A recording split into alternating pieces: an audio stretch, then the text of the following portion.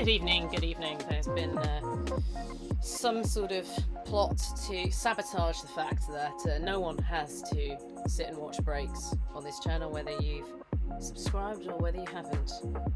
We don't do that here. A little bit of gentle socialism for you all. So I'm just going to talk shit for about a minute, I think, before we go into the show. I hope you're all well tonight. If you want to... I've had, just for reasons more physical than mental, I've had quite a rough day. I'm really happy now because I love doing this. If you've had a rough day, what's something you're grateful for? My answer is this, so...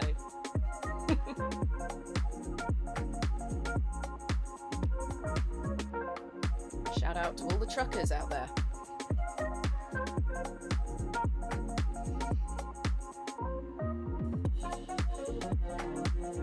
Okay. I think we might be good to go.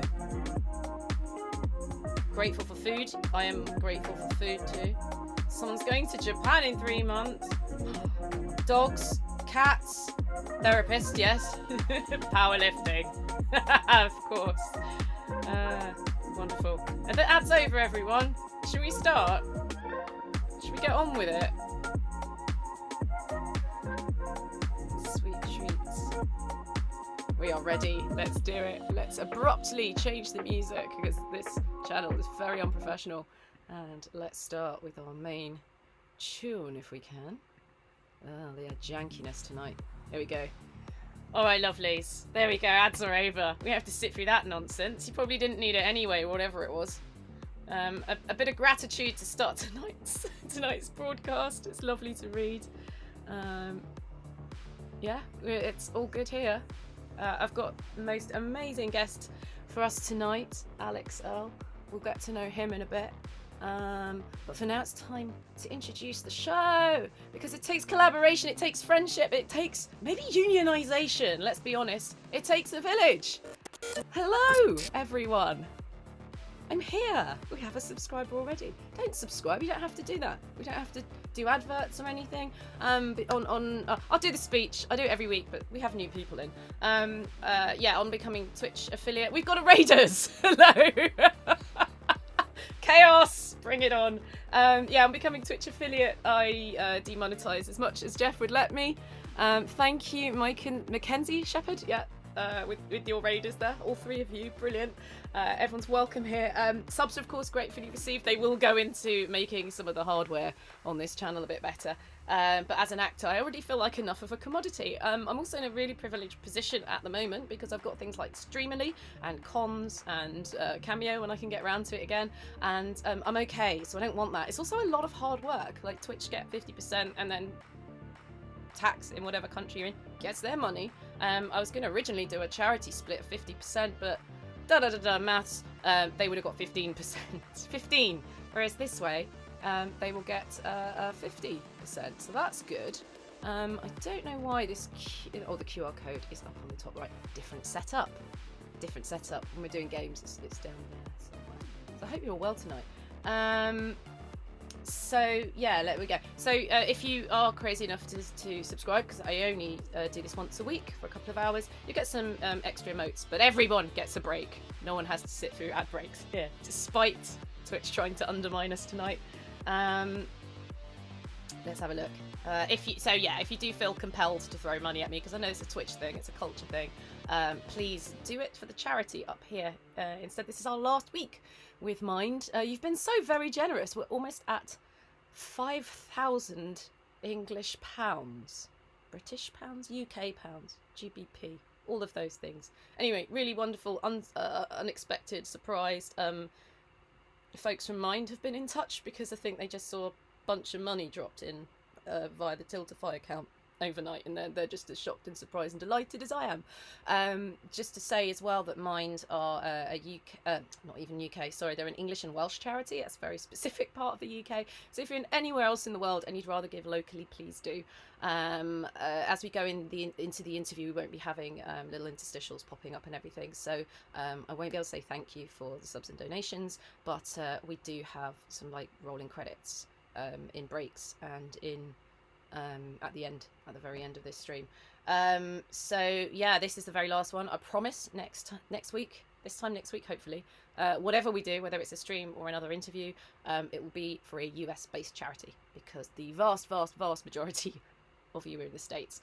Until then, if you want to know more about Mind, we have the Command Charity.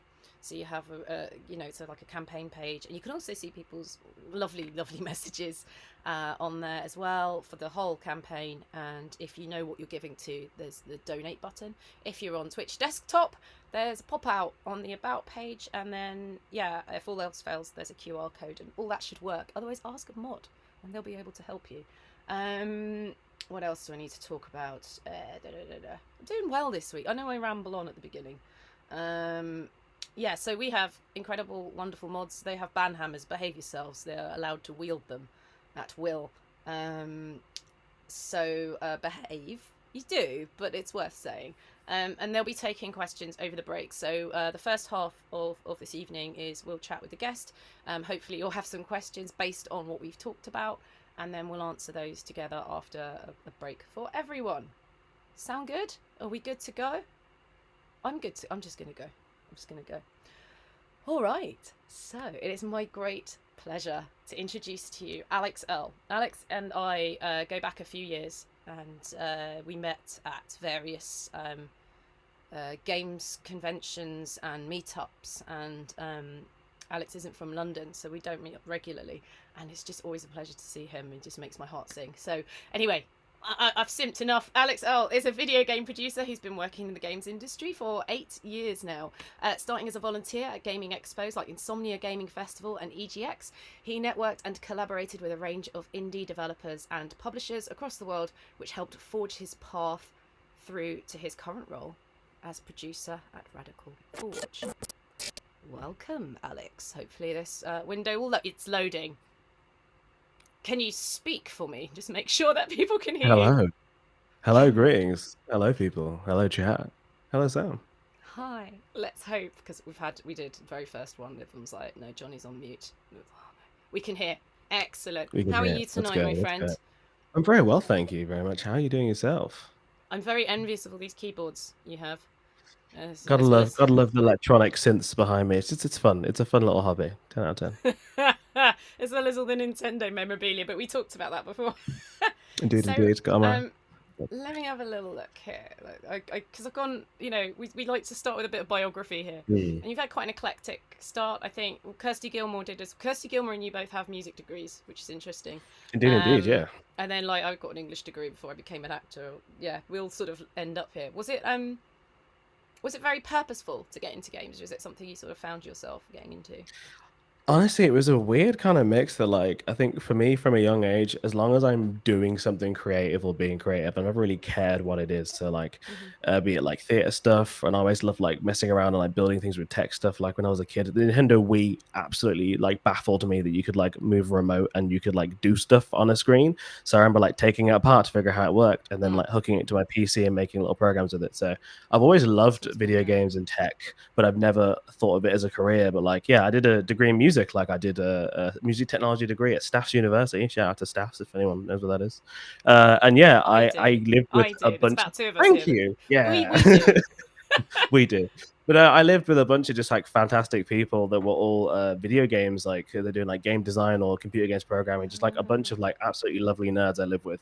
And I was like, well, what do you guys get up to? And they'd be doing game jams and stuff. And so living with them, I'd be like, well, can I join in? I'll test your thing. I'll do some music or whatever. So that's kind of how I got into being maybe I should do this as a job. Maybe I get into it. And honestly, it was a kind of a bit of a whim where one of my friends, he used to volunteer at these exposure shows, like I said, EGX and Insomnia. And I said to him, I was like, yo, dude, could you put a word in for me? Could I have a go at doing that? And it was my lovely friend Ash Parkhouse Pemberton. He was like, sure, yeah.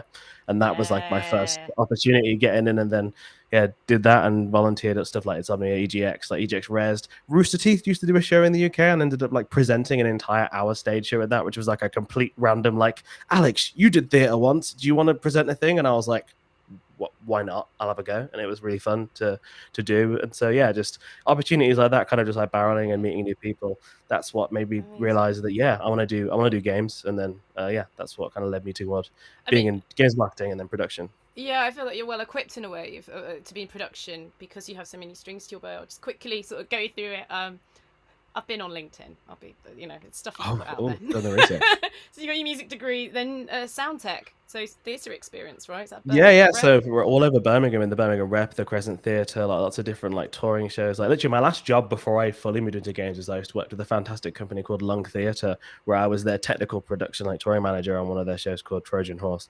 I've always loved theatre. I've always loved like telling stories. I used to want to be an actor, but I was like, I'm not good enough to do that. But I love the behind the scenes stuff, and I love lighting and sound. So that's what I ended up learning in my spare time. I used to go to this little theatre kind of group in Birmingham where I grew up called Stage 2, which is like a beautiful, I love that group. They're still going to this day, which is mad. That's like over, I think over 20 or 30 years they've been going now. But like people like Arthur Darvill went there like back in the day. Like it was a really cool little opportunity that was like really accessible because even if you couldn't afford the fees, they had like subsidies for people from like working class backgrounds, so you could get in and still be involved in doing arts and theatre. So that is where that really cultivated a lot of my love for arts and theatre and like doing stuff like that. So yeah, storytelling indeed. is what it comes down to, isn't it?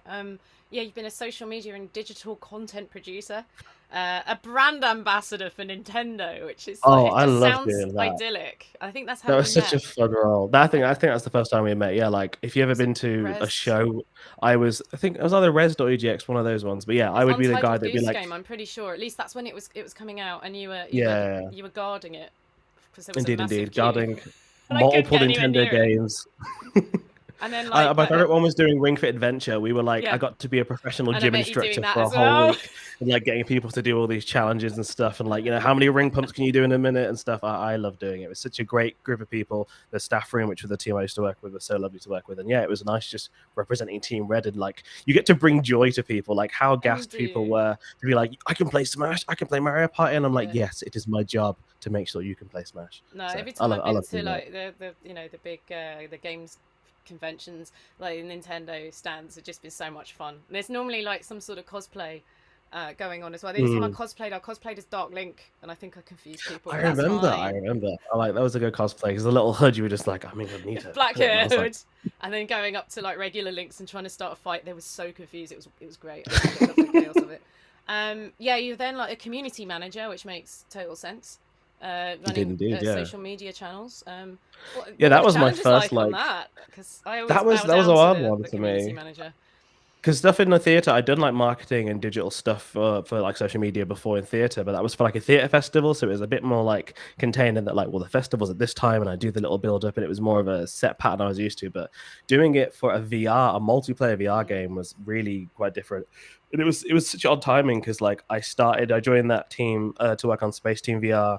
But then obviously COVID happened, so it was this weird massive twist of like, well, I've gotten to this, and then we did loads of events. Like I flew out to PAX East in Boston, and like we did a whole stage show where we got to present the game and got demos and stuff, and it was really cool. And then to finish the game, we were like, we're all stuck inside in like our bedrooms and our PCs and stuff. So I learned so much working on that title and like collaborating with people both in person, but then also remotely as well.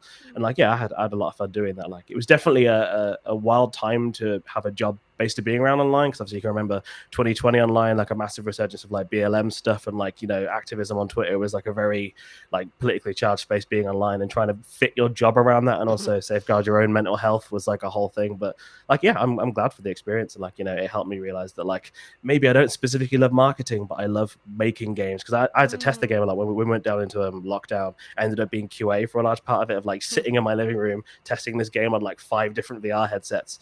And after doing that, I was like, I want to be a producer. I want to be able to be the person helping decide how we get to kind of do the machinations and figure out how to make this project work. And then, I ended up moving into my next role with my fantastic team at Radical Forge. Well, before we talk about that, because I try and make this look like a TV show or something, I'm just living in my own fantasy bubble world. But before that, I did try and line up at least a promo vid of Southfield, which only just got announced. It sounds like this is all good timing. It got announced last week, didn't it? And then you were allowed to talk about it. So if I can, bear with me. It's coming straight in off YouTube, everyone. So the jankiness is still there, and I'll see you in a sec, Alex. Okay.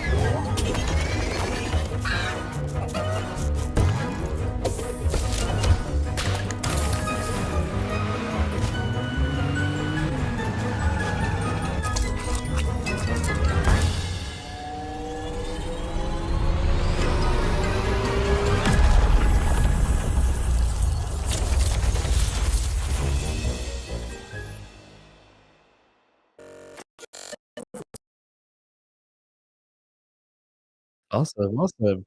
Ah,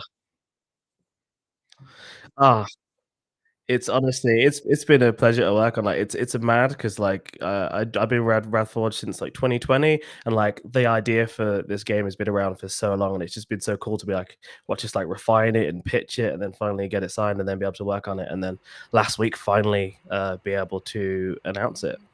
I'll put my sound back on, chat. It's all right. You can see my smile. I just said it looked really gorgeous. That was it. I'm gonna let Alex talk tonight. Hopefully you can hear me now. Yeah, so you've been there a while. This is obviously not the first game you've produced, but maybe now that I've shown the video, I think this is how this works. Can you tell us a little bit more about Southfield? Yeah, Just tell us so, where you're comfortable. yeah, cool. Southfield is a chaotic physics-based farming game. So, like, it combines physics elements, kind of like your gang beastie, flubby, jubby stuff, with cool farming and growing cool, wacky, weird crops. Construction, so you can kind of build with different materials, almost similar to like the Fortnite style of building, and also mechanization. So, if you've got your like Factorio fans or Satisfactory fans out there, you can kind of automate and mechanize things as you saw it from the trailer. So, yeah, it's been an absolute pleasure to work on. Like the team are so fantastic. Like myself and then Will Buckle, I work with. We both are producers on the game, and yeah, it's just so cool to be able to finally talk about it and share it with people, and then yeah, be able to obviously share more news very soon as we ramp up to people be able to play the game. So. How long have you been working on it for? If you can say.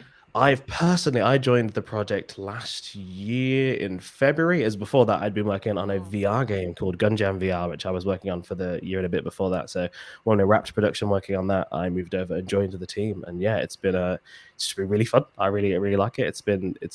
I love making games. Making games is definitely a hard thing and it's definitely a challenge. But when I get to work with such lovely and talented people that are like really chill and on my wavelength and really vibey, like yeah, it's just it makes doing it even easier and even more fun. So yeah, just looking forward to more people playing it and seeing the response to it. So yeah, amazing. What was I gonna say? Yeah, so I'm really stupid, and I'm from theatre and TV and film and games now. But in games, I don't get to meet the producer, right? And I've got a funny feeling like it's like a music producer is different from a theatre producer. So I'm gonna say absolutely, yeah. I've been a theatre producer. It's very different. What do you do? Is it like project management, or is it you are like pulling people it's together? It's a mix of things. It's a big mix of things. So, like with games production, I kind of liken my job is to make sure that the developers can do what they do best and to like remove any kind of friction. So, a large part of that is project management. Like, someone's like, "Hey, we're gonna make a game." I take the idea of a game. I work with all the different really talented leads of the different disciplines, like with art and programming and design and tool infrastructure and back end stuff. And I break that kind of concept down into achievable tasks. And me and Will do lots of that. We used to like task tracking software like Jira or Azure DevOps, or even like Trello is basically a version of task tracking software. And we break those down into tasks that are achievable within a space of time. And then we communicate and make sure all these tasks have all the right information for the team. And then they go off and do it. And then we check in every 2 weeks or so, being like, have you done this stuff? Got any issues? What can we make clearer? And it's just to help take the idea of like a game and break it down into digestible chunks so people can do that. That's basically the core of my job. And I love doing it. It's great to be able to like literally take a concept and help turn it into reality through just planning and communication and detail and like yeah, and just it's just fun. Like especially because I get to work with so many different disciplines and like I get to be in awe of the programmers doing stuff to like optimize the code to make sure we can get more performance, or with artists making just beautiful stuff, or like with designers who can be like, I can make a player do something because I've designed this and make it work in a specific way to guide them in that direction. Like I love it. It's a really cool role, and I love that I get to have like a finger in all the pies, as it were. It's like that's a cool why I vibe. was saying that. I think that's why like it's interesting. You have this eclectic background. I know some people, they just go straight. They know they want to work in games. They know what degree they're doing. They go straight in, and that's it. But I think the fact you've worked with storytelling in all these different forms, and you've been with the public quite a bit as a brand ambassador and as a community manager, I think that's really interesting. It makes you very well rounded, I think, for the role. Yeah, I think that's what suited it. Like even younger, I kind of missed that when I was at college. I did computer science, so I studied coding. I learned Visual Basic, I learned C#, I learned Python, because I was like, from all the Wii Remote stuff as a kid, I was like, I want to learn to make programs and gadgets. And like one of my shining memories is like it was like my 12th birthday or something, and I brought all my friends around to my house and I showed them that. I was like, guys, I got Halo working on the Wii, which what I'd done, I was running Halo 1 on my PC. and got a Wii remote and like mapped it so you could use motion controls by using like a little light as a sensor bar, so you could play Halo 1 Combat Evolved basically with a Wii remote and nunchuck, and like blew all their minds. I felt like the coolest kid at that time, but like you still are. You still are. Like no one's gonna beat that. I don't know if you're looking at the chat, but you're getting props from everyone.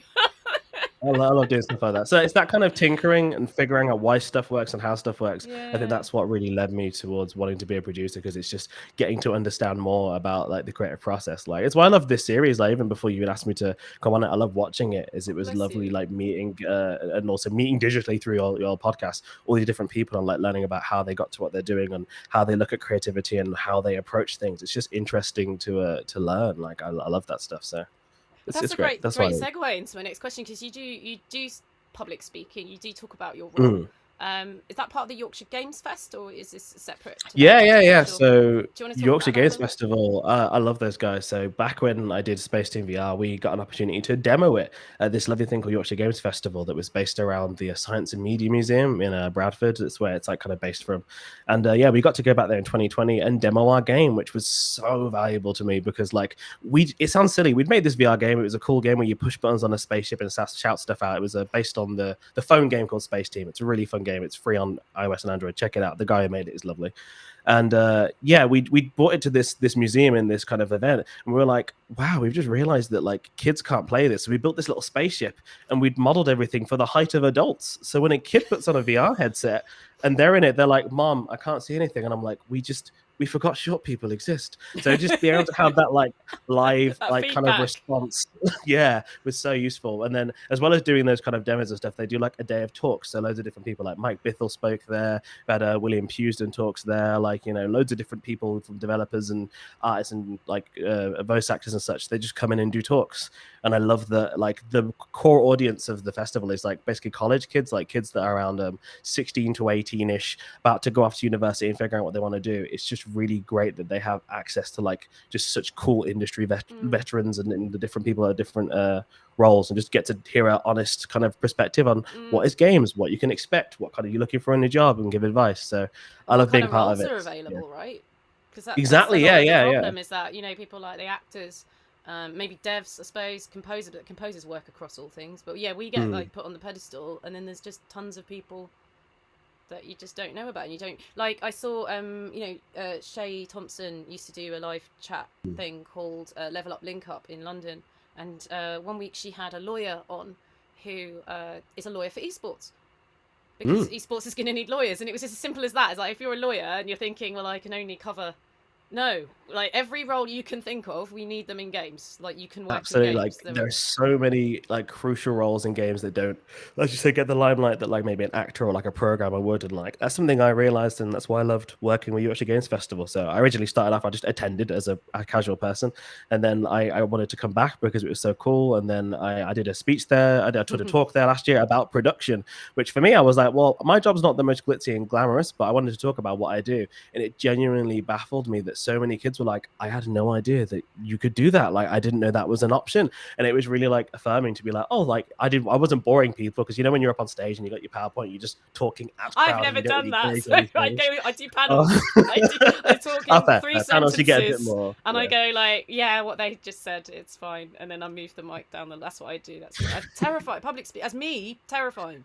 So I kind of love it. You kind of just zone into it, and they become a mass of a sea of just generic people. You just kind of go for it, you know. Yeah. But like I love that. You're not going anywhere. You're trapped on stage. You might as well make the most. Yeah, exactly. Yeah, you just. Sorry. I walked up and down a lot. I made lots of jokes and pointed at things on my slides, and it was fun. But like, it was good that people could understand. And like, there are some people that I'm still in contact today with on like LinkedIn and Instagram that like, if they want portfolio reviews or want advice, I'll be like, yeah, sure. Like, you know, and they met me doing that, and I'm glad that I can kind of pass it forwards and help people get into doing what I'm doing, because it was just mad to me that they didn't even know that was an option. So just that kind of visibility of all kinds of roles, be it like, you know, I work with fantastic finance people. Honestly, without the finance people I work with at my job, nothing would happen. They make sure the numbers crunch, that we can all be paid, and that the company can do stuff like finance and legal stuff, and like even just like project and office management people. They're all the unsung heroes of like game dev. Like it's one thing making the project, but all the people that support the infrastructure of being able to make sure that we can just focus on being creative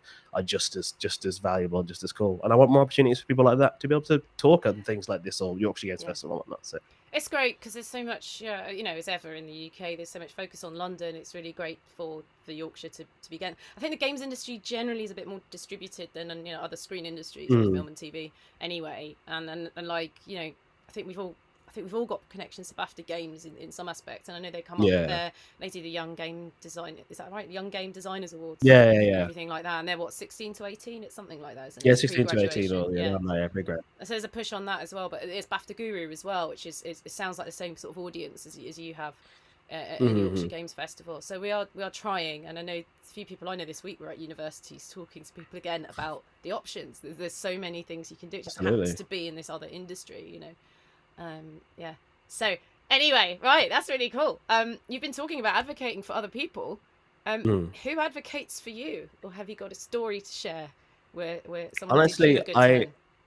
I feel so lucky that like over my just time of like wanting to get into games and just like doing my volunteering stuff, I've just met so many just fantastic people who just were really open to giving me opportunities when like I had no track record, I had no proof, but they were like, yeah, sure, have a go. And then like they gave me the opportunity to prove myself. So like I want to give a big shout out to my friends Jamie and Xena. Like back in the day, they worked at Xena worked at a place called Palo Studios, and they were the people I volunteered with at the Tentacle Collective, which you may have seen at some shows, the giant inflatable tentacles. I volunteered with those guys for ages, and like working with Xena and like Rob and stuff. They were awesome, and like if I had not done that, I would have not had the opportunity to like demo stuff like Gang Beasts or demo stuff for Coatsink, like the Esper collection. And I got to meet so many devs that are like my friends through to this day that I have like so much love for, and that were really cool at like advocating for me and then kind of helping me get along. If I hadn't done that, Nintendo wouldn't have spotted me, and then if not doing Nintendo, I wouldn't have been spotted to work with Muse Games and go to Germany and stuff. Like so many different people, like like my friend Wendy has been fantastic. She's always been like really big at like giving me advice and helping me out, especially when I did more marketing stuff. Like I feel very lucky. Like it's very much the village of people around me and like my beautiful friends that are there for me, like up and down, and generally have supported me in my career to give me the confidence to be like, you can do this, go for that opportunity, work with those people. So even now, my boss Bruce, like when I first met Bruce, it was middle of lockdown. We met on a video call, like on a thing called Games Industry Gathering. That was like a little socializing thing, and I was just like, "Oh, you've launched a new game with this little cat puzzle game. Congrats! Like the music's cool. Congrats on the game." We ended up talking, and he was like, "I like your vibe. I like your style and your experience and stuff. Would you want to join us as we're building the company?" Because back when they were like maybe like 8-9 people, so I was like, "I'd love that." And so like him giving me the opportunity, I got to join. Be like I think the 10th, 11th person, and obviously now we're a company of like 70 plus people. So it's been awesome to be on that journey. Like so lots of really good people. Shout out to all of them if anyone's watching or whatever. But big love to you all. I think a few of them are watching, or they will be on the VOD later, because there was so much support on Twitter. Like we have so many mutual friends. Like for me, it's for events. For you, it's work. A lot of it, but it's just really lovely to then connect with people and like if we're mutuals, you can come on this. Just give me a shout. We'll do it. It'll be a laugh. Do it. It's very fun. It's great to talk about all the positivity, because I think this sort of eye to eye level, we have really, really good experience. However, this last year and this last month, these layoffs have been absolutely brutal. Is it time to unionize? Honestly, there needs to be some kind of collective organization to make sure that like there are more rights for game developers and workers generally. Like I don't pretend to be an expert on the topic, but like it is just so sad to see like so many talented people that I know and don't know just like opening my Twitter. Like I think it was actually 2 nights ago, if that, I was like, a bit of death scrolling on Twitter and TikTok before bed, and then I saw the riot news drop and just like live seeing so many people that I've known and met and talked about being like, I've just lost my job. And it's just baffling that you could do the best in the world, you could be hitting all the targets, make all the best content, and still lose your job in that way. Like it is not sustainable. We need to do more. There's people like I'm a department head, I've got 20 years experience, here's my CV. Just like, what? It's really mad, scary. And I know like I'm only a freelancer, but obviously if there's no games, then I don't work either. And I've seen this year, last year, games I've auditioned for, they've then fired a lot of their workforce, and I'm like, well, is that gone now? What's happened to that? It's really sad. Hard. Like it's like focusing on it too much generally does make me like so sad, but like yeah, it's hard to even fathom. Just like even just last year, I think it's 10,000 plus just in 2023, and That's even just right. now in 2024, it's already been almost like 2,000 plus, if not more. I mean, I Oh, don't yeah. keep track of all of it. You see it peripherally, Yeah. but like I know we had a massive boom over COVID because people were That's what indoors, they people keep were playing saying, video but it games wasn't and that that, much but of a like boom, was it? Was it 12,000 yeah, people suddenly I had don't. jobs? I don't think it is, Yeah. but I don't know the true numbers of it, but it's I don't know if this yeah, is like a correction or it's just ebbs and flows, or if it's just people being greedy and not wanting to let go of their crazy high CEO salaries or whatever. But like, I can't. Yeah, it's a lot to process, but I just hope that it corrects itself and that there are more opportunities. I want people that yeah, have the money to invest in studios still and give opportunities. Maybe not in the hundreds of millions, but in the up to 1 million. I'd say 500K to 1 million kind of area, because yeah, that can help smaller and medium-sized studios stay afloat and make sure they can make cool games and cool opportunities. Like I feel like a lot of our industry is so obsessed with the crazy high scale and like the yeah, hundreds of millions that they're like not willing to give the small to medium guys a chance. But like some of the best games and best innovations come from that area of the small to medium kind of developer studios. Like yeah. It's funny you said that. On an interview recently, I was asked, is this the end of the voice actor because every game's got mocap? And I went, no, it hasn't. Take the Yeah, if you AAA's could out afford of mocap, it. fair Take the play. AAA out of it. Everyone is doing voice. Like I just thought it was Yeah. interesting. Again, the perception of the industry. I'm starting to feel a bit guilty. Saying how great the industry is and you should join. It's fantastic. But I guess I'm saying the people are the humans that you work with. Yeah, the human beings are the best part of it. Because it Like is, it's I and I think it's think the it's caveat in keeping any us industry, sane, isn't it? We're able be to it be there games, for be it each other and film, or everything. yeah. There's always the double sides of it. So Yeah. like there's so much love about games, the people, the vibes, the opportunities, the creativity, but like yeah, nothing is truly perfect. But I'd rather people be that they want to get into games or they just peripherally enjoy games, know the truth of it, because it isn't all sunshine and rainbows, and like there is a But it's harsh also, reality yeah, that needs to be done. it's also not over. That's what I sort of want to get across Yeah. as well. I think it's going to be a rough couple of years, but it's not the end. It's certainly not the end of Yeah. games. Very much not that. But yeah, it's hard to sort of say to people who maybe can only do games. It's going to be couple Mm. of rough years, and you'll be all right. It's not the most comforting thing to hear. Mm. But But hey, as you keep we saying, we passed have, it. at least we have communities, and our skills are very are very applicable to other industries as well. If Mm. you find you have to do that. But yeah, there are good people, and if you are thinking about getting in, I think it's finding that local community, even when it's online. Mm. There's loads of international stuff as well. Absolutely. Yeah, it's really good. It sort of leads me to the next one, really. Because we're talking about, I guess, rights at work and everything. How do you Mm. think people can better advocate for themselves in the workplace? Because in the I UK, think. as I keep saying, we don't have union Mm. protections. But then I guess if you're an Yeah. employee, you do have like protections by law on being a full-time worker. But then you've got part-timers and freelancers don't have that. Mm.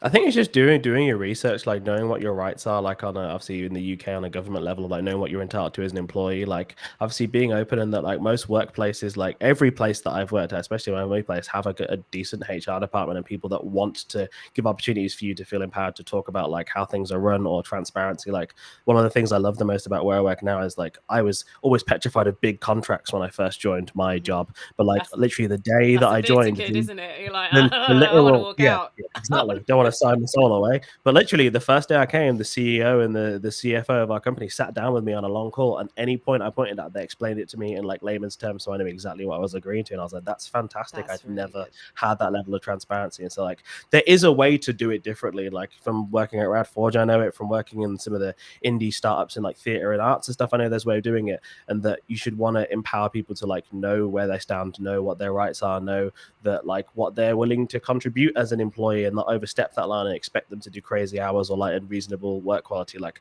it's just advocating for yourself and then trying to find like-minded people in your workplace where you want to have that kind of like, yeah, we want to know what the contract says, we want to know what our working hours are, we want to know what our benefits are, and just making sure you feel empowered to get that information and not feeling scared or like to like silence to not do that. And like I'm very lucky. I work in a great, really progressive workplace that like they often like be like, no, we want to give you this, we want to tell you what's going on, and I've always appreciated that. But I know You not every company is you got to hang on structured to like that. them, But or if you do move and start your own, then you would you'd bring your yeah, you want to principles with you. carry that But value with that's the you. thing, isn't it? Absolutely. Is when you do know how to navigate, and that I found that you just have to advocate for others as well. And there's a lot of younger people who've grown up without ever seeing someone speaking truth to power successfully. Mm. And it's only quite recently I've realised that, because they all keep getting Yeah. younger, and you go, no, you can just say no.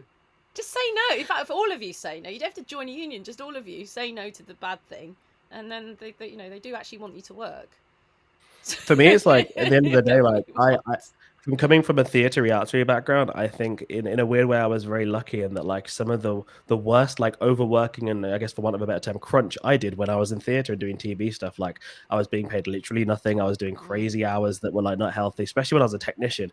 I'd be like unloading a show from 1 a.m. till 6 a.m, then on a coach somewhere to somewhere else in the country, then doing an unload, sleeping a couple of hours, and that wasn't healthy for me. But like from doing that experience now, I know that like I don't want to do that again. And if I'm in a position of power to organize a project, as I am as a producer, I don't want other people to go through doing that kind of work. And so like if I do my job properly and I set the tasks well and I set the budget well and I set the timelines well, people don't have to work it. Like games is great in games. People are so passionate in games and give so much of themselves, but I am very like passionate about it. It's a job. It is a 9 to 5. And as much as possible, I want you to do what you can do within that 9 to 5 and then go off and enjoy your hobbies or like enjoy what you want to do on the weekends or see your partners and family and loved ones. Like that is as important as the stuff and the art you're creating. As I feel like it's a really easy trap to fall in and be like, I am defined by my job and my performance and my career. And like, sure, you may crunch yourself to pieces and win that BAFTA or win that cool accolade, but at the end of the day, there'll be people, you know, you also might not. And in the end of the day, your family members and your friends will remember all the times that you weren't there. And like, that is like,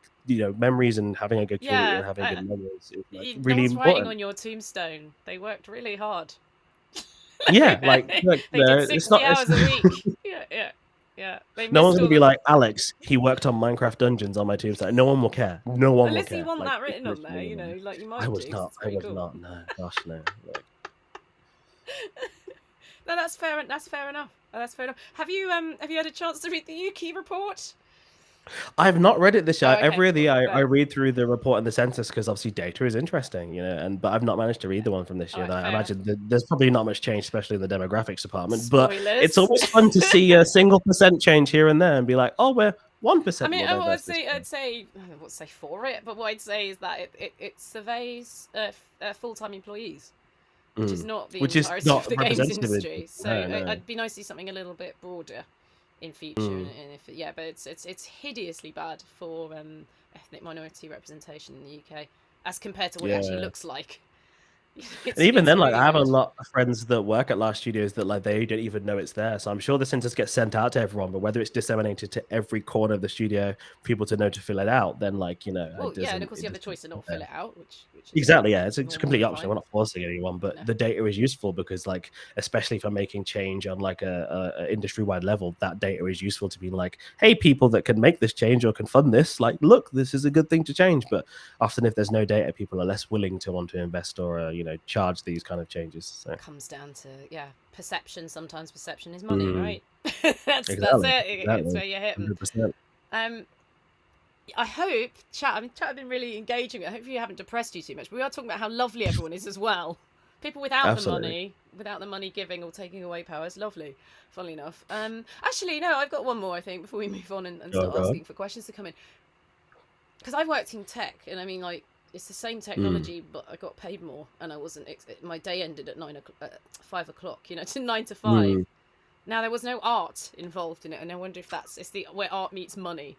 I'm just wondering why and it is the norm. Why is it the norm for crunch to happen? It's a weird one. Like even just in the UK, the difference between between UK and the US, the salary differential, even in video games, is so massive. And like, I don't even truly understand that. Like, I know there's different stuff with American healthcare and like, you know, labor laws, but like the fact that I could do this as well. Yeah, it's true. But like the fact that I could do the same job, like literally at the same level, but in America and be paid literally double is I don't understand that. Like it's baffling to me. But between tech and art, I think it is because video games are art and that no one gets into video games if they're not passionate about games, because you could be paid more doing the same thing elsewhere. You know what I mean? So like paid about, to my estimation, about 30% more doing the same job in a different. Yeah. Like it's mad how many friends I have in like finance tech that are just like, Alex, can be a project manager here. I'm like, I don't want to help organize money for people that don't pay their taxes and have offshore accounts in Panama. That's not my idea of fun.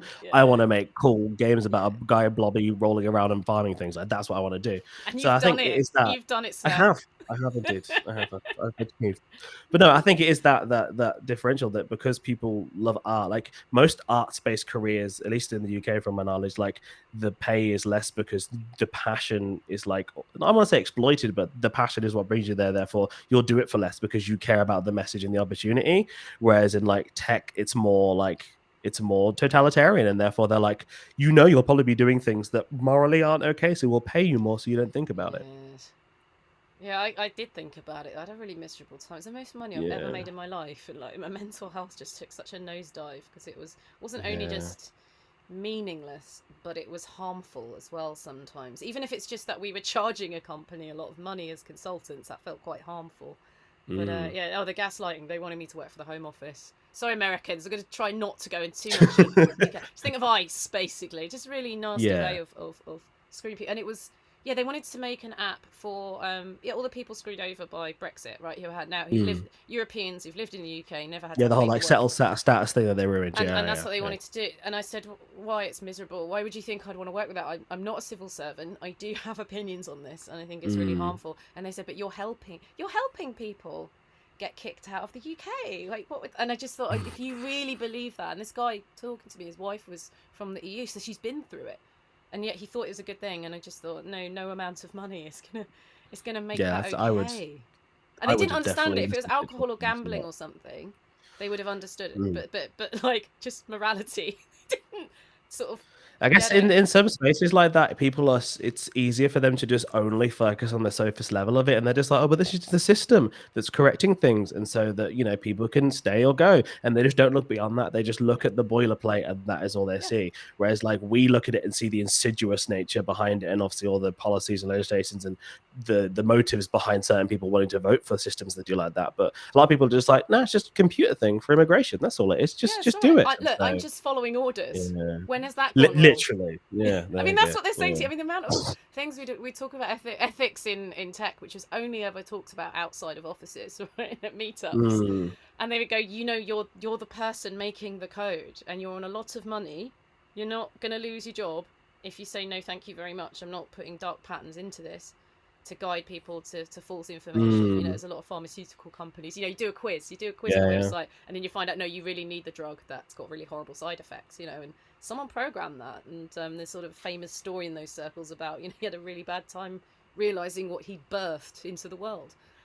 And then you think ethics in tech is such a wild point, because obviously this year definitely you're going to see it in the headlines. AI will be the buzzword of this year, and like ethics is at the core of that. Is like, I think like, there's a lot of nuance and a lot of conversation about it. Like, I personally am not a big fan of AI, but if you use it in an ethically viable way where people that use those tools can consent to their work being used, then there is a use case for it. Like in Spider-Verse, they used AI to help draw lines outside some of the animated frames, because they realized doing this took like tens of thousands of hours that was like grueling for artists. So they surveyed the team and they made a tool that they could draw a frame, press a button, and then the thick black lines would appear.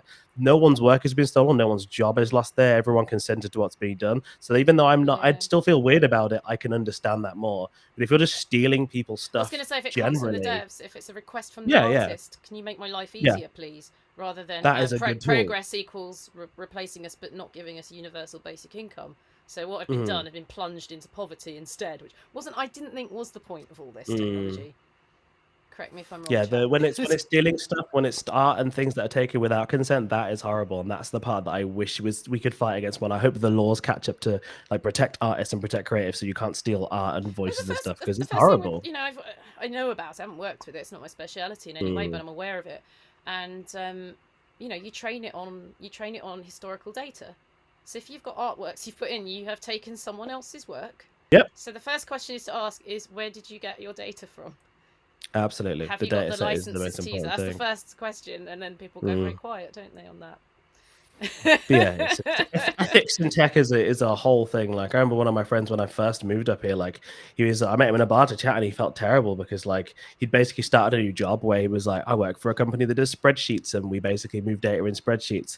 And he realized that like, oh, if I do this little thing in Access and automate it, this saves like 2 hours worth of work. And he thought he did like a really good thing, but actually that had just cost someone their job, because someone's entire job was just copying data from a spreadsheet to a thing. But because he was like, oh, I can automate this and make make it nicer, that had cost someone their job. And that's the first time they'd realized that, like, oh wow, like me doing what I assumed was an efficiency actually rocked the boat and really changed something. And it's horrible because he was like, I'm just trying to be smart and do my job, but Well, you've there's been a asked whole to be more structure that efficient. wants That's the to, thing, isn't it? You get asked to work quicker, and then that becomes the standard, and then you get asked to work quicker. Before you know it, you have replaced yourself. That's what you've basically done. it's yeah, it's bad. But you've been told it's progress and it's tech and it's bleeding edge and all of that. But actually, the plan was to kill us all. That's that seems to be the end game. I don't know, but or just make one person very rich, which But no, I hope there are changes that can happen that protect, like I said, creators, that mean that they can't just have their work stolen, they can't be easily replaced or just just kind of bulldozed over by this stuff, because like there are ways of using these tools and this technology in an ethical way that benefits people. Like, I saw a great thing where a young girl created a model where it was an AI model that took camera feeds. She could do American Sign Language and that translated that into text, so she could sign to a camera and it would just translate that perfectly. That is amazing. Like, I want more stuff like that. Her job as well, right? Benefits and stuff. You know what I mean? Like accessibility. That is amazingly. Yeah. But like, yeah, that's the cool stuff I want to see. That's the second good case I've heard. I've heard it used for diagnosing malignant cancers. You still need a human to watch it. It'll flag them up. Basically, I mean, I know someone who made tons of money as an oncologist doing overtime at the weekends, put the kids through an expensive school, because she would sit there with a pile of scans and do just literally looking through. So hang on, she'd be out of a job. But then, the person with the cancer gets diagnosed quicker. So no, it's fine. It's absolutely fine. She's not out there's definitely a positive output. That's two cases we found.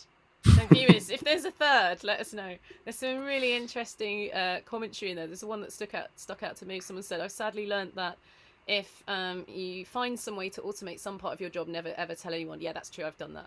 Yeah, absolutely. More leisure time on the sly. It's all good. So I think I've just got one question. I'm just wondering when ads are going to drop in. But we've gone on the fact that you're very effusive at talking about what you do and trying to educate people as to what's available. Is there anything you've actually always wanted to be asked about what you do? Ooh. That's actually stumped me. I can't think. Like, I'm generally such an open book, and I love like being my friends or people I meet at conferences or whatever. I just love talking about what I do, because I think one part I really I dislike about sometimes when I go to talks and stuff is that people being like, oh, to do what I do, if you just work hard and you do what you can, you'll make it. And I'm like, no, like that is false for me. Like, transparency is like so key. And so for me, maybe it's a transparency question. Like, for me, the reason I could do what I could do, so like I lived in the city of Birmingham just happened to have two of the largest gaming events on my doorstep, which was EGX and Insomnia at the time. Though I think Insomnia is still there, but EGX I think is gone now. And when I was at college, I could live at home and I didn't have to pay my parents rent, because they're very nice and were like, it's okay, you're a child, just move out when you need to. And so I could afford to do that. Therefore, my evenings and weekends, I didn't have to work like a lot of my friends did full time. I could live at home, do stuff like this to build up the network, and that's how it got me in. Like, had I been in a situation where I had to pay rent all the time and I had to do my 9-to-5 job, I wouldn't have been able to do that. So like, I can't just say to everyone, oh, just drop what you're doing, go work for free, and it'll work out, because that is not realistic. So that kind of transparency that's the norm, like, though. People are like, yeah, obviously work for free for a number of years. That's the part of the music industry that kind of turned me off. Like, when I graduated from university, because I did a degree, a Bachelor of Science in Music Technology, I originally wanted to work and be basically in a studio and produce music for people. But the music industry, at least when I was trying to get into it around like 2018, 2019-ish, was still pretty traditional in that, oh, you want to work at a good studio, you will work for free, you will make the tea, you will do stuff like, oh, when the faders have been turned, you'll remember where they are and take photos, and when the artists come back in the next day, you'll reset them. Because that's kind of like dog's bodies jobs. I'm not going to pretend that I'm above any of that, because it's still interesting, and I did a bit of shadowing and doing it. But doing that, didn't you? Well, yeah, I did a whole degree. Like, I did know this, but there was no way of me just jumping straight in and being like, oh, you can now work with people. Like, especially the music industry being so London focused, like me trying to afford to live in London whilst working a job I wasn't being paid for does not work. Almost as if it's designed. Almost as if it's designed to keep you out or something. I don't know. Yeah. Who am I to say? It was wild. But no, yeah. So transparency, I think, is a good thing. So any Yeah. opportunity people can like, I guess, like call me and check me for being transparent, I will gladly be like, open, be like, yeah, this is Yeah. how I did this. Like, even my job when I first moved, I moved up to Yorkshire. So I born in the Midlands, raised in the Midlands, and moved to the North. I got that because doing freelance work. So I got Nintendo work was the first games work that paid me, and that I saved the money from that, and then I networked doing that, and that helped me get a freelance job in Germany at Gamescom, which is like it's like before E3 died, it was like the E3 of Europe, basically, for the Americans out there, if you know Gamescom. And yeah, doing that, I got to meet lots of people doing that event when I was working for Muse Games, demoing their games, Hamsterdam and Ember, which is like this fun little firefighter simulator game. It's very tongue-in-cheek, very fun. And that is how I ended up meeting like my old boss at the time. So like that is it. It was that saving money for doing that work, that obviously started off with the volunteering, that made my little nest egg of like, oh, I've got a couple of hundred, I can actually like try and get to more events and things. But like, yeah, not everyone has that opportunity, and I'm not going to pretend that I could just be like, go volunteer, it'll work out. Like, I want to just be like, that is the exact steps that I did. I'm not saying it'll work for everyone, but I'd rather be transparent and be like, this is the path I took, these are the caveats, and these are the benefits that I had, and therefore you can be kind of get a better understanding, and not just being like, I worked hard and it worked out, because I worked hard and I wanted it enough. Those are two of the biggest lies ever told. So much as opportunity, luck, but luck is the opportunity, right? It's being in the right place at the right time. But then if as we've discovered, like at eye level, the industry's full of people who either want to employ you or want to help you get employed. That's what I found, and it's people outside of my discipline, also inside my discipline, which is really unusual because no actor's going to help you in film and TV, even if you look completely different or different genders. Even sometimes they can get very jealous, they don't want to help, whereas in games it's been the complete opposite, and everyone's just it's mad to me. Like I remember when I did my dissertation in my dissertation in music, I did a thing in VR. I think I mentioned it briefly before, that I made this little thing that was like, you sit in VR, I play some cool music, and the world around you moves based on the music I made. That was my like dissertation project. And I remember at the time when I was doing my free demoing for the guys with the Palo Studios, and like they were great. They covered all my transport and all my stuff, but it was like a volunteer role. So I didn't lose anything out, but it was a great experience. I talked to a developer at the time who was working at CodeSync, and I was like, hey, I want to do a thing in Unity. I have no idea how to start with VR. How would I set up like an environment like this? And he just told me, he was like, Google this, download this, here's the SDK. And I was like, that's mad. Right? It's like, I've asked music producers being like, hey, bro, how did you make that snare? And they're like, I won't tell you, because then you'll take it from me. You'll take it from me. You'll take my career. I absolutely agree that like the games are so welcoming, people are so open to share. Like if you look at the GDC talks people would have seen online, it's mad that someone can work on the biggest game of all time and then just be like, yeah, here's exactly how I designed the system, here you go, this is what I did. Like I love the talk for the Spider-Man games. It's for Spider-Man on the PS4 by Insomniac. There's a great talk where they talk about how they fit the game on the disc, which may sound boring, but it's so interesting about how they compress things and how they got everything to like actually fit on a Blu-ray disc at the right time. And then there's another talk that talks about how they stream the map and like how they figure out where the player is and what assets to stream in and out, so you can just swing and feel really cool, but it's all about data and the levels of detail streaming in and out. Baffling me. I love it. And like those kind of talks have inspired me so much. It's brilliant. Like, and no one's ever gonna like, you're never gonna just lift it wholesale, are you? Like, it's just not gonna happen. So of course it's safe to share all that. And of course by doing that they've covered themselves if you do steal it all. So there's a copyright case. But no, yeah, I wish there was more shared kind of knowledge and creativity in other areas. I'm not saying other people. There are definitely lovely musicians and actors that will want to help you out, but like it's more common, at least I found in games, at least anecdotally, that people anyone at any level will just be like, welcome. you're nice, hi, tell me how you did this, and they'll just talk about it. I think that's really cool. I love that kind of open collaboration in the space of games. It's really nice. Well, that's very much in the spirit of It Takes a Village, because, the name comes from the fact that of this situation. So I think it's a good time to take a break. We all get a break. No one has to watch ads here. So at least 5 minutes, I think. And I'll check in with you, Alex, when you're ready to come back. And hopefully you have some questions. Please drop them in the chat, and our incredible mods will take them. And we'll answer as many as we can. There might not be any, and that's fine, because we can clearly talk to each other all night. So we just watch you all drop off. But anyway, have a good one and do what you need to do and ponder. It's been a really good chat so far, Alex, and I'll see you in a bit. We are back and I am unmuted with any luck. Pika has been very naughty and has dropped many subs in the chat. Thank you, that's kind. at some point, and we'll actually get some hardware. So thank you. We've also got charity too. If anyone wants to give to that, that'd be lovely. Thank you. We've been having a great time tonight with Alex Earle, who's a producer. I hope you've been able to catch it. Otherwise, this will be VODed. We've seen a couple of questions come in. So I think we're going to just do that. So if you're getting itchy and you suddenly want to ask questions, stick it in the chat and hopefully a mod will pick it up, but please be patient. All right. Yeah, welcome back. I hope you got to do what you needed to do. Before we dive in, the charity is Mind, which is the main mental health charity in England and Wales. And if you are not in England and Wales and you prefer to give to the equivalent locally, please do so. Otherwise, you have many different ways of giving. QR code. We have a Tiltify pop-up. We have the moderator has just put that in the chat as well. So there's all sorts. If you hit charity, it'll tell you more about the charity itself. If you hit donate, straight to donate.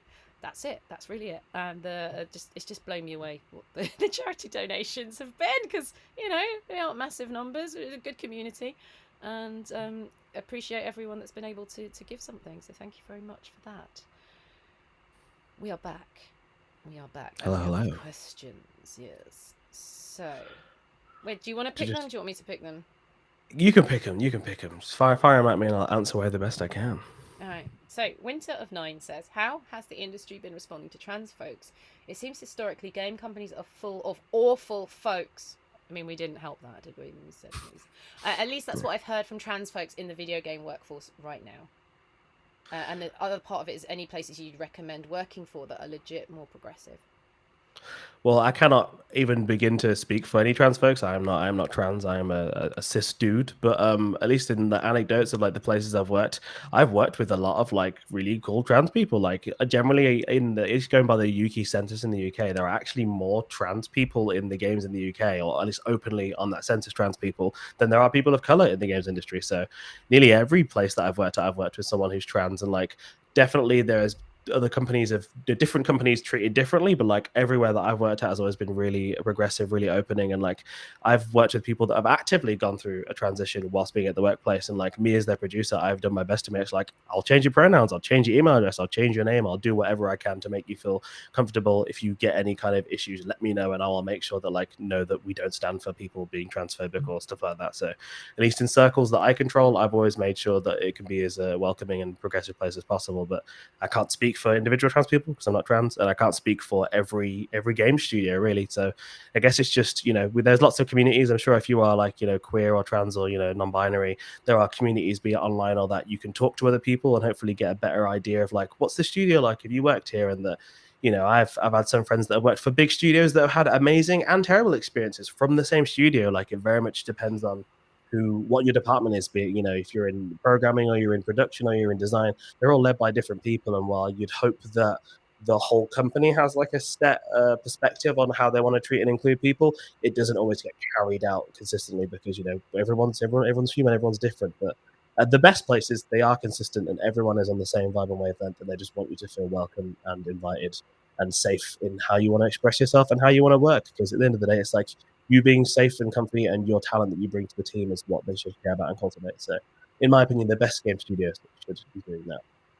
I can't say I have any specific places. I mean, I could shout out my workforce, but obviously I'm biased because I work there. But I love where I work. But that's your expertise, though, isn't it? That's where I know. So yeah, that's what you know. But yeah, I'd say just do your research. Like there are different, obviously, people on Twitter, different Discords out there, different articles you can look in. And if you are really considering that you want to get into chatting games, around and asking around exactly, in queer dev game groups, like you'll find out pretty quickly. Someone in chat actually just said a good quarter of our team is trans and at least half queer at Whips. Are they hiring? That's sick. Like, Do you want to drop that the community thing for me means a lot. Like for me, being a black man, like I always assess that studio, be like, are they racist? Do they have racist edgelordy people? Because I'm like 28 years old. I definitely grew up in the time where you turn on your Xbox 360 to play Call of Duty, and it's obscenities through the mic online. I didn't like that growing up. I don't like people that's their kind of humor. So I always suss out the kind of people I want to work with at studios. Be like, I don't take edgelord humor. I don't take racial jokes. I don't take that kind of vibe, and I make sure that anywhere I apply to, that like you suss it out, because you can meet other people of color, or even at shows you can tell who their friends are, and like different people in the community. You can figure it out. Like you just do a bit of sleuthing and you'll figure it out and you'll get the vibe. It's worth it's worth actually saying that again. We're talking about the UK because this is what we know. Mm. In the UK, the UKI survey, which I sort of linked a couple of minutes ago, 24% of the people surveyed are LGBTQ. So I think you'd be quite unlucky. Well, it does happen, but you might be quite unlucky to find that there are at least no other queer people at the companies you're looking at. But exactly like Alex said, do your due diligence. Vibe is such a thing, isn't it? You'll get it quick. If you get a stinky vibe, you just have to listen to that quite quickly. Honestly, even in job interviews, yes, you want to get the role and you're nervous and stuff, but like you're interviewing them, ask them the questions, be direct. If you've got any queries about anything with harassment or, transphobia or racism, ask them. And if their answers are sus, then that's already an indicator. Like if someone is honest and say maybe it needs improvement, or they talk about the I forget the word now, like the kind of the organizational things they do to include people, that's a good thing. But if they try and skirt it, or they're like, this isn't an issue, that's a big red flag. That's big red flag. Yep. So, yeah. Don't ignore the red flags. Indeed. Good. That's a very good answer. Offie Games, sorry if I've mispronounced that. What's something in the game industry that you'd like to see a change in? A change in the games industry? For me, it's kind of almost on this similar point. I think representation really matters, and I don't just mean like racially. I mean just in all, getting more diverse people into games, because I think, hiccup. I think it's easier to see yourself in a studio or in a place or in a role when you can see people like yourself. And like, it sounds like an odd segue, but like as a kid, I was so jealous. I'm jealous now of kids growing up, because kids growing up now can like see Black Panther as a superhero. And like as a kid, for me, there were not many black superheroes like on that scale growing up. Like we had like Static Shock, maybe we had one of the Green Lanterns if you were lucky and you watched the right episode of Justice League. Like it was pretty slim pickings. But now the fact that like Wakanda Forever was a big thing. Just being that like I can be a superhero, I can be like that will mean a whole lot to kids growing up nowadays. That's just totally normal. Yeah. That's the thing. That's kind of so like to take that for granted. Yeah. In games, seeing more people, like people of color, women, trans people, queer people, like openly being themselves, but also owning themselves in these roles, like that means a lot to me. And that's why I like doing stuff like this. I'm not the biggest like fan of being on camera, and like I love talking to people, but like I like doing talks and stuff like this, so I can be like, yo, like I look like you and you could do this too. And that's a cool thing I like to be able to offer to people. So it means a lot, I wish you must have had people come back to you by now and just go like, I saw your talk on this date, and that's when I realized I wanted to work in games. You must have had this by now. And if you haven't, I have had it, and it's wild. I still don't really know how to fathom it, but like for me, like because I didn't know that was part of it. I'm just coming on. I thought, we'll just talk about what we do. People will find out. It'll be interesting, and you don't think like, have I inspired someone? It's amazing. It's an odd one. It's an odd one. I don't dwell on it too much because my brain is terrible at being like, you've had an effect on people's lives. But like, it's nice to be like, I'm being me. Yeah, a positive one. That's true. But I'm just being me, and like hopefully visibly being me. Being a nerdy black dude working in games and like trying to be creative. That can be like, I can do that, or like there's a space with me, or I get on with people like that. I want to work with people like that. It makes a difference in a small way, but yeah, it's a good difference. Emmy Plays says, if you were to choose a different department that wasn't production, what would you choose? That's a good one. I mean, I think my cop-out answer will probably be programmer, only because like I did study that when I was younger. Like all the languages I know, which are like ActionScript and Visual Basic, are basically dead now, so they're not as useful. But like I love code, and I think it's like learning a foreign language to me. You learn how the syntax works, you learn how like math and how data is moved, and like the stuff you can do with code is so cool. But otherwise, animator. Like I love animation, I love movement, and like I've been a big fan of like 3D animated kids movies. Like to be able to animate stuff like Spy Kids 3D was one of my favorite movies growing up, like of all time. And the whole game section when they're in the game over thing with the suits, I love that. If I could animate something even half as like cool as that would be like if I could learn to be an animator, that would be like a dream for me. So probably animator, actually. That's my like legit answer of like, yeah, animator. That's so cool. Moon Devil 6 says, are there any common misconceptions about the game industry or being a producer? Then the default ones, people think, you just play games all day, and I'm like, that is not true. Even that's people that like well, even playtesters, the way you play games is very different. Yeah, it's very different. Like being a good tester is like so much more than I just play the game and it's fun. Like I work with a fantastic QA lead called Dan Ahern, and the dude is just like so analytical on how he can like play things and the different paths of testing things, and like the experience of the games he's worked on. It's just really cool. And like I didn't know a lot about QA outside of the bit of VR testing I've done, but even that's quite different to testing for like a more like a flat controller based game.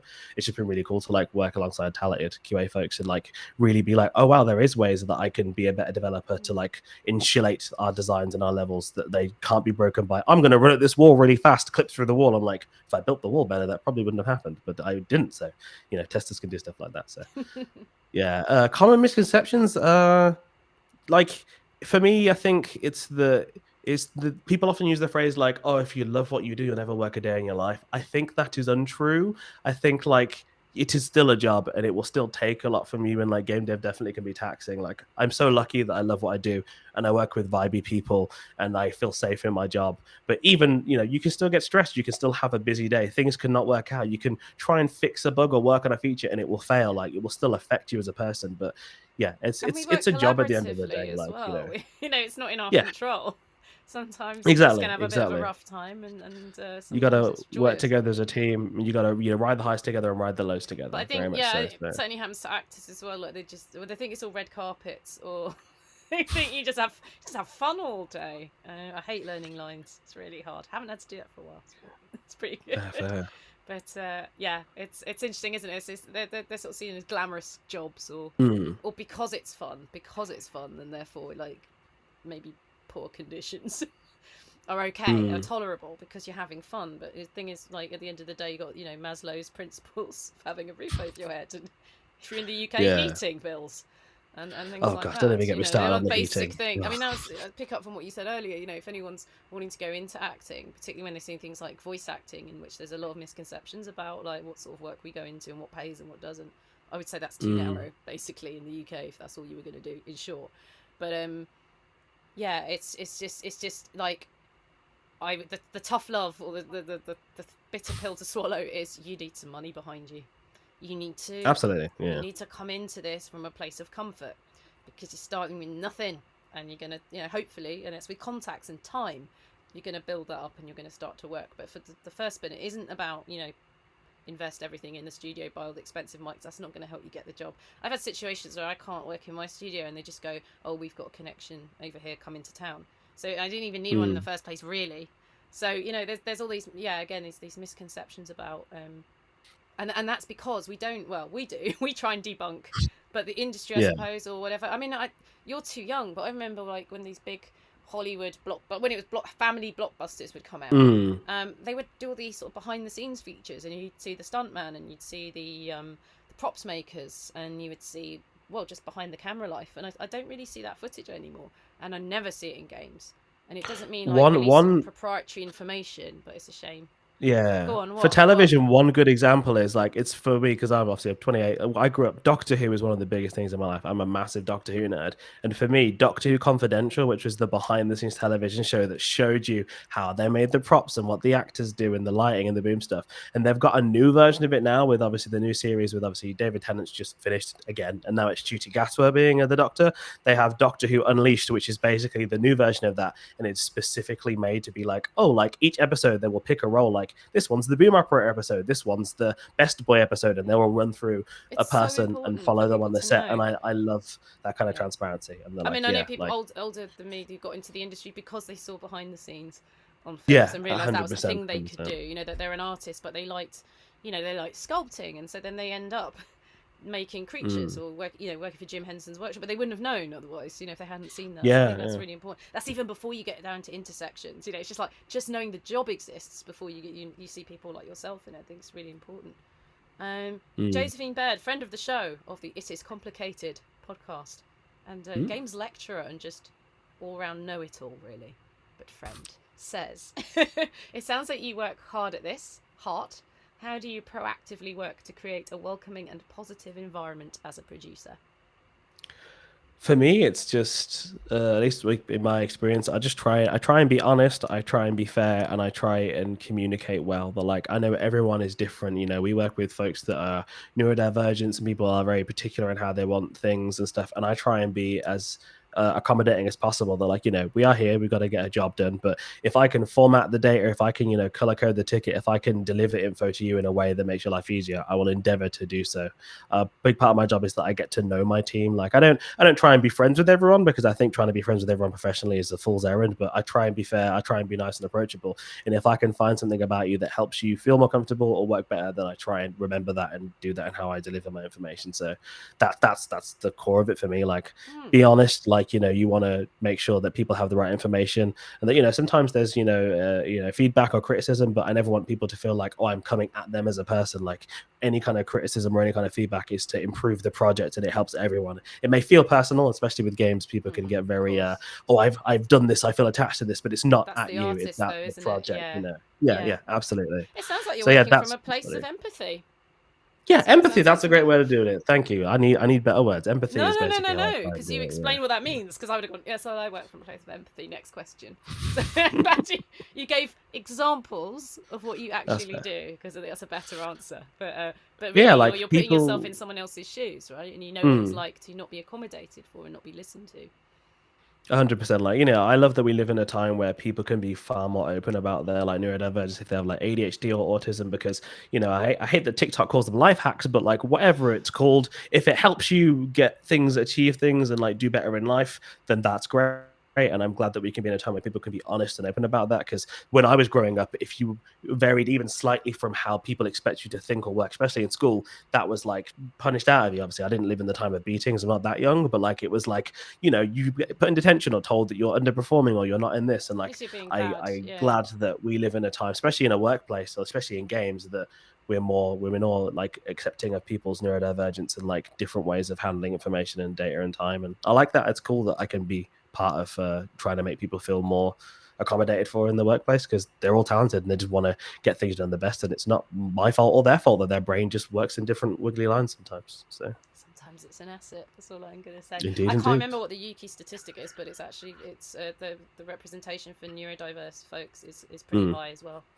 So since you got the queers and the neurodiverse people, they're going straight into the games. And I mean, my theory about the LGBT thing is that people grew up on Dragon Age and Mass Effect, and it will now be Baldur's Gate, absolutely. Which is just absolutely unleashed. And they felt safe, and a lot of people found themselves. They didn't even know whatever about themselves, but it's a really safe place to experiment and role play and all that. Games are a great place of expression. Like I've loved like more recently like stuff like VR chat, the fact that like so many of my friends have found that kind of like freedom and expression of like, I can be any character, represent myself how I want, not just in a game as a fixed character or a create your own character, but like in a physical form, like in VR with your whole avatar and stuff. Like it's a whole new way of being like, I can be me and find a community that accept me and like, play as this character or play as my best self. And I like that games can offer that. So that's cool. Yeah. We're getting loads of questions in. You just tell me when you want to I haven't scrolled. No, keep going. I'm ready. The good mods are highlighting them as they get answered, so I'm just working top to bottom. Thank you, mods. Thank you. Okay. Formatting helps. Systemator says, can it be difficult to just enjoy playing a game without activating producer brain when you know so much about what goes on behind the scenes? For me, it was a bigger shift, I think, in the last couple of years. I definitely, since like maybe 2021 onwards, I am so much more like forgiving of games. Like I know how hard it is to make video games, and that like I can't ever be mad or like be annoyed if something doesn't work or there's a bug and stuff. Often it's funny that like my partner Abby can attest to it, that I'll be playing a game and if I see something go awry or something goes out, I can be like, oh, that's probably because of this, and I can be like, oh, this is really difficult. It's fair enough. Like I love that kind of side of it, but I think I always do have producer brain on a little bit, but I've got to a point that like I can enjoy games like a lot more than I used to. Like definitely if it's similar to the game I'm working on, my brain is a bit too analytical. So like, if nowadays with the kind of game that I'm playing, if I play anything that's a bit like farmy or like, open world, my brain is always comparing it to what we're making. But if I play something quite different, so like I'm currently at least 52 hours into Final Fantasy 16 and I'm loving every moment of it. It's like Devil May Cry with a bit of Game of Thrones thrown in, and just hearing Ben Starr's voice is always fantastic. 10 out of 10. That is very different. That is very different for me. So it doesn't feel like work when I'm just, being Clive Rossfield and, avenging my brother and such. So it's good fun. But yeah, when I worked on like I worked on the game Rust, the console version of that game. So I was part of like the team at Radical Forge. We did lots of optimization and weapon skins and stuff, working alongside the studio Double 11. That I found it hard to play any other survival game because I was just like, my brain would just be like, it's too like, I'm working now. This isn't like I can imagine the so, amount of things you have to think about when writing a survival game, because it's such a specific kind of horror genre, right? So yeah, it must be. I'm the same. I know how the sausage is made, as it were. Yeah. So I'm not going to judge anyone else because I know it's really hard, and there's so many factors out of your control as well. I don't know if it's like the naivety or the magic of it, but Nintendo games are games that I find no matter what I'm working on, they never seem to bother me. Is like games are made by like obviously people and stuff, but like there's still part of my brain that thinks Nintendo games are made with magic, which I know is rubbish, and they're definitely people and they're quite open about their process nowadays. I've been playing games all but my life. like it's still a bit magical. Playing Mario Kart or disappear. Smash Bros or whatever, it's just like it's here, it's new, and I'm just lost in this. And like they're the only games that I feel like have been completely untarnished for me, and I don't know why. I mean, you can probably tell by my jumper, I'm a big fan of like Zelda and Nintendo stuff. But like the jumper in chat. Yeah. So. Thank you. It's very appreciated. Groundskeeper Willie the First says, "You said you worked for Rooster Teeth. Did you ever help produce Red vs. Blue?" So I did not help produce Red vs. Blue, though I love that show. One of my friends, Ben Gowans, who's a lovely dev working at Supermassive Games now, he got me into watching loads of Red vs. Blue stuff when we lived together at university, and I always loved just like the classic Red vs. Blue series I watched a lot of. The job I had with Rooster Teeth was that through the Tentacle Zone, when Rooster Teeth did their live show in London, which was called RTX, I think it was in 2016 or 17, I want to say 2017. It was basically their Rooster Teeth live show where all the presenters would come and they'd have like a stage show, and they wanted to have different artists, the selling stuff in like a little merch store thing, and they wanted to have games to play. So that was the part that I was brought in, is that with the Tentacle Collective, we bought a couple of games. We bought Gang Beasts at the time. We bought Payload's Terratech, which is like this cool open world driving car builder game. We bought Demambo, which is this beautiful little pixel art game made by a team called I think the Dangerous Kitchen. I love working with those guys. They were so lovely. And also Nintendo were there. Nintendo were there with Super Mario Odyssey at the time. So I think it was just before Mario Odyssey came out, if you can place that in time. And so, yeah, that was, we had that stand there. And then one of the Rooster Teeth presenters were like, oh, by the way, because you're with us, you have a stage slot. You have an hour to fill. What do you want to do? And no one had like known this. And we were like, we have no idea. And someone was just, an entire hour slot, and they were like, what do we do? And at the time, Xena was like, Alex, you've done like theory bits. Do you want to like host this? And I was like, screw it, sure. So I got my little tablet at the time. I wrote down all the names of the games and all the names of the people working on them, and I basically ran this 1 hour segment that like I think I've got like a VOD of it on my YouTube channel, but it's probably still up there somewhere. But like I just for an hour just brought on the devs of the games. We did a live demo, and I kind of interviewed them while they did it, and I kind of commentated. And we did it for Terratech. We did it for Hyper Brawl Tournament, which is this cool like competitive volleyball game made by a studio called Milky Tea over in Liverpool. They're lovely guys. And then, Gang Beasts, where I got to interview the dev, James Brown, while random fans from the audience just sat and played Gang Beasts, and just funny watching them do this physicsy blobby fighting while I'm just like, so how did you make the rigid body thing for this character? Blah, blah, blah. It was very surreal at the time, and I'd never done anything of that scale, let alone online or in a convention in the middle of London, because it's at the XL Centre, but it was really fun. It was really fun, and it was a really cool like moment that I got to kind of reference back to, being like, I can do community things. Look at how I handled this entire community on a stage. It was cool. It was a nice thing. But that's the old theatre in you, isn't it? Like being with all the distractions, being able to just carry on. It's an asset. It's all good. Yeah. Ophi Games is back with a silly question. If you could spend 24 hours in any video game, which one would you choose, and what would you do? In any video game? Do you want me to go first? Because I've seen this question before. You go first. Please go first. Which is, I'd be in Grand Theft Auto Vice City, and I'd be listening to Africa by Toto and doing drive-by shooting. Because that's a really happy memory for me. Very specific. I like that. It's a really iconic moment in my gaming life.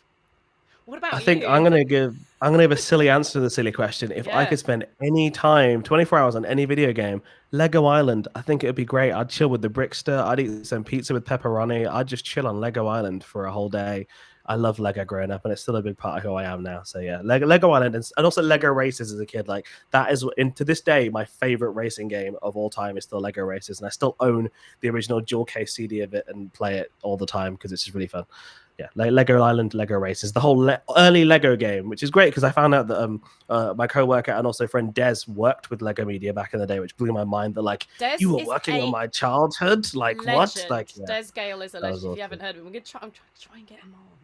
He might be a bit too big to get on. That's one thing I've really loved, like meeting other devs now, just like as friends and colleagues. And like I met a lovely man called Tony that works, I think, for Ant Workshop up in Scotland. And I think I found out by chance that he worked on the lava surfing level of the Bionicle video game, and that was my life. Like how people get about Dark Souls lore, that was me about Bionicle lore as a kid. So to have like you made that genuinely like shattered my mind when I found that out. So I love that. I love that so I'm much. sure he appreciated that reaction as well. He was kind of baffled. He loved it. He was like, "This is very fun," but definitely was baffled because, yeah, Bionicle still has a very core, very strong fan base. It's very online nowadays, but like, it's great when I meet someone that knows it and I can be like, unity, duty, destiny, and like we get the little lore thing from Bionicle. So amazing. Green John says, "What are you playing at the moment?" What am I playing? Oh yeah, I said previously Final Fantasy 16 is what I'm playing at the moment. I literally just played Venba recently, which is a fantastic game. I really enjoyed that. It's so good. Oh, it it's just so beautiful. Everywhere.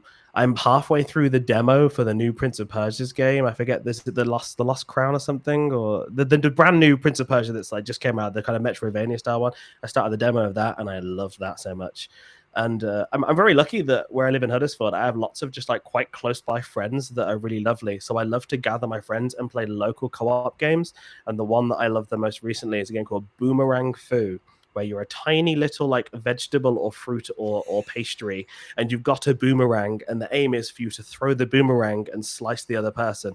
Up to 6 people can play on the same TV, and it is so fun. It is so fun to just be like get competitive as this. So I love like gathering friends around and playing stuff like that. Also at New Year's, I was just for a random one of my friends was like, Alex, do you own Wii Sports? And I was like, yeah, my Wii still works. So we played a Wii Sports on New Year's and just had lovely drunk Wii Sports Resort and Mario Kart Wii. So like nostalgia for us now, because obviously back in 06 and 07 was that came out. But a lot of more local co-op games I love playing. So anything where you can play split screen, that's my vibe. I have basically. a bit of Mario Party. It's been a very long time. Mario Party is so unfair, but I love it. To play that, but especially as it like rewards the worst player in the room. Like, you get so many chances. It's totally random and unfair, and that's absolutely what I love about it. I remember that I have a very fun flashback of when I worked for Nintendo. We had to demo Super Mario Party at one of the EGX shows, and the Switch controllers weren't working properly on Super Mario Party, which is like motion controls only. There's a mini game where you have to try and fry a cube of steak evenly on every single side, but when you're trying to flip it with the remote and it's not connecting because there's too much interference in the room, it was just going horribly wrong. And so it was very funny trying to do that on a Nintendo live stream, and us all being like, fry the steak. Yeah, it was a fun time. There's 2 food-based games mentioned here. Love food. We mentioned Venba, food, and I did a lot of cooking recently. Thirsty Suitors is cooking in it too. Oh, that's on my list. I really want to play that. That looks fantastic. It looks like Persona vibes, but like it's just got everything in it. It's really fun. I highly recommend it. I think we just got a couple more. I think that's it. Tunabad says, I'd love to hear how Alex feels his creative background has helped him in a much more administrative kind of role to create a creative product. I think it's been nice to be able to kind of refer to like just previous experiences with like a range of stuff from theatre to arts and tech and stuff, of just having that kind of understanding of different processes and like how the through line works to the end product has really helped me in being more administrative and like obviously breaking down things to like the brass tacks of like how long will this take, what is the task, what is the information, that like because I appreciate the kind of the way that each department thinks slightly better from the experience I've worked with them, I can kind of pitch my tasks and pitch the information slightly better, or like I will do more due diligence of finding out where things are at before I write a task, because it's easy to be like issue, task, fix, issue, done, but that doesn't help if I can give them the groundwork of like, okay, the bug's in this section, or I've seen this spike due to profiling and the CPU does this, can we look at this related to the audio? Then that helps. And if I can save them time by me doing like a little bit of looking into like the code base or just looking at a bug report or whatever, then I will gladly do that. So yeah, it's just I love the way the meal is made, of whatever the phrase is, like knowing all the components and kind of bring that together. So I always try and bring that approach to any kind of administration that I do, in making sure that tasks and that stuff can be understood better by my team. Brilliant answer. I think this is the last one. Nomlet Fromage says, how do you deal with the lure of feature creep, either from yourself or the company? I love this question. So the best lesson I have learned, and I always like saying this, and it sounds odd, especially when I say it to younger people, but the best lesson I can teach you in creativity is knowing when to stop. That is like the best thing you can teach. That were time or budget infinite, you would never finish something because there's always something more you can do. And like, there are some famous examples, like not to specifically call out George Lucas, but people will believe that, he always changed Star Wars. Every new release had a little extra thing because no one stopped. No one said, no, George, leave it. And it's kind of wild to this day that you can't watch the original version of Star Wars that aired in the cinemas because every version since has changed. But like, people always want to improve you. I don't think you'll ever truly be happy with something. So time or money usually is the limiting factor in stopping you. So if you can be aware of that and know that like it's a good way to just be like, this needs to stop, we need to get this to the best point and try our best. Just pushing forever, you will never get there. So if you can try and set goals or set points of like, here's my get out point, we'll try to hear or we'll assess where we're at. It's just having a more pragmatic approach to doing it, because at the end of the day, I'd rather us like miss something off but everyone gets to go home on time and it works and is more stable than pushing deep into the wee of the night but then it gets less stable, because devs are talented and very passionate. They'll want to try and get it to the line to fix it, but it won't always work, and your quality of work definitely declines the later into the night you're working. So if you can find a balance where it's like, no, we cut off at 5 or 6 and we try and aim for these things and we cut this and come back to it later, it's making those hard calls that definitely feel scary at the time, but I think makes the project feel better overall. Like, yeah, it makes the project feel just healthier. That's a great answer. I've heard novelists say that you don't finish a book, you abandon it. So Yeah, what it sounds like. I mean, obviously well. it's only one person, but absolutely, of course, having limits or constraints is always helpful to the creative. As you said, we can keep going on. And then the problem with game dev is it's so expensive. You are going to end up throwing things away. So you can experiment, but there's going to be a cost to it, and the personal hurt of putting your heart and soul into something. Yeah, it's hard. It's hard to like work on something and then like it'd be thrown away, not because it's not good enough, but it may not be right for what the game's doing or the direction may change. But like, you can be passionate and you can obviously put your heart into it, but you can't be too personal. You've got to be able to learn to let go and move on, and that sometimes you won't get everything in that you want, but that's okay. You've got to consider the whole and not just focus on your like little silo, your specific vision of what you're working on. That's great. There's one last question. I do wonder if it's someone you work with, because it's perfect. You did cover this earlier. It's Emmy Plays. He says, what's the best way to describe Southfield? Southfield is a new game coming from Radical Forge, which Alex L's part of the production. Gosh, you did say something earlier, didn't you, when I played the trailer? Yeah, I can't think of it. I was kind of just freestyling. I wish I had like written something beautiful. down, but like it's just like it's a wacky, farming, physicsy game. It's got like, I love the art style. It's so kind of vibrant and colorful. I love the feel of it. Like, our studio's got experience working on like physics games and stuff, so we put a lot of care into like how the character, how Bud feels to control. And then, yeah, it's just a cool environment where you can do a range of things and explore and farm, and like, you'll get to be immersed in this world, soon, when obviously people get to play the game, and that it'll be really cool. And like, yeah, I really like it. It's been, especially the music. I've had a large hand in working with the music. We've got a really talented audio designer and composer. It's my pleasure to work with those guys and help them steer the creative kind of vibe of the game. And so I love the vibe of it. It's been so nice. So like, yeah, please play Southfield when it's available soon. Give us a wish list. Follow us on Twitter and join our Discord, please. Like, go for it. Like, it'd be lovely to see people's reactions and see what they think of the project. Because yeah, it's been a labor of love from a team that's been working on it for a long time, and we're just excited for people to be able to play it very soon. Yeah. And very finally, thank you so much for joining tonight. Thank you for inviting me. Honestly, that's all right. I want to look. I'm going to get us all on here. It's all cool. It's all going to happen, and then people know what we do for a living, right? That's the idea. Indeed. Yeah, thanks for joining. And where can we find you online? I think it's just like Twitter for me. Yeah, just go for Twitter. Like, I'm not really big on other social medias, but I love Twitter. You'll see me retweeting gaming stuff, silly jokes, and then occasionally I'll pop up and say something. But generally, it's just me retweeting lots of memes, basically. But yeah, find me on Twitter. And if you got any questions, feel free to DM me or whatever. I'm pretty open. If I've got the time, I'll respond if you have any questions. So yeah, Twitter's the best place. Wonderful. Thank you so much. I can't wait for this to go out on VOD as well, because I think a lot of people, like you said, we don't really know what you do, so I think this is a great start. Yeah. And, hopefully some of y'all understand the life of a producer a bit more. Yeah, fabulous. All right, well, I'll see you soon at a thing, most likly. Yes, thank most you definitely once again, and thank you to everyone. I think we're getting ready to raid DJ Night. That's who we're raiding tonight. But anyway, I'm going to say goodbye and thank you again to Alex. And cut. Hello. We are going to go to so if someone could please sorry, my brain. It's such a good chat. If someone could please trigger a raid, that would be amazing. And here we go. Right. Thank you so much. Tonight we had a lot of gifted subs, like 100, and but the unique subscribers are showing. Thank you very much. We've raised some more for Mind. Thank you. That was the last stream for Mind. I'll keep it open a little bit longer in case people want to give, and we'll do a US charity next time because there's so many of you in the US. Once again, thanks to Alex, Earle, and all the mods, and for people who stayed and played with us tonight and found out how this all works.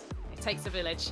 I'll see you next time. This time next week, either another guest or a game, which will probably be Life is Strange True Colours. So come along, watch me cry, watch me ruin someone's life, watch me punch a man in the face. It's glorious. See you next time. Bye bye.